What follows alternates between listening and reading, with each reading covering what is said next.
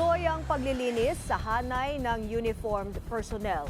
Tinibak ang isang AFP official matapos ireklamo ng misconduct.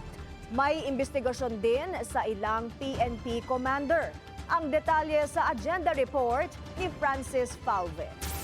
Tiniyak ng AFP na pinagtutuunan nila ng pansin ang reklamo sa kanilang opisyal o miyembro na sumisira sa kanilang disiplinang militar. Kasunod dito ng reklamo ng dalawang junior officer laban sa kanilang senior official dahil sa umano'y misconduct. Una na rin nailathala sa ilang pahayagan ang criminal complaint na rape through sexual assault at isa pang attempted rape through sexual assault na isinampa ng mga biktima sa DOJ. With the AFP po, no, yung pong ating accused will face trial under Articles of War 96, no? Ito pong conduct unbecoming of an officer and a gentleman, and 97, conduct prejudicial to good order and military discipline.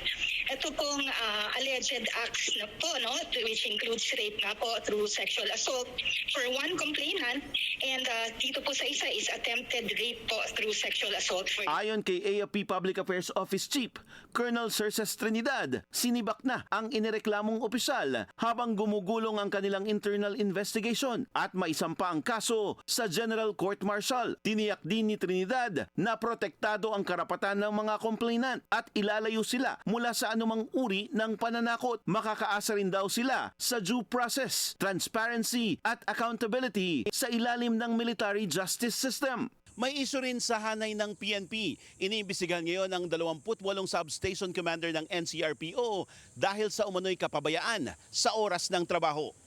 Ayon kay NCRPO Chief Police Major General Anthony Aberin, 28 PCP at substation commander na may ranggong police major at police captain ang iniimbestigahan ngayon. Siyam sa kanila mula Manila Police District at Northern Police District ang subject para sa administrative relief matapos na mabigong ma-justify ang mga nadat ng abandonadong police assistance desk sa surprise inspection. As of this hour, may positive po na shampoo na subject for relief. Hinihintay na lang po natin sa yung COMELEC clearance po. And the rest po is na-justify po bakit wala po yung mga tao sa police assistance desk sa outpost kasi po yung mga tao po doon ay nag-responde. May ilang pulis din daw na may ranggong patrolman at korporal ang iniimbestigahan matapos namang mahuli na gumagamit ng cellphone sa oras ng kanilang trabaho. Posible pa raw madagdagan ang bilang ng mga mapapanagot depende sa magiging resulta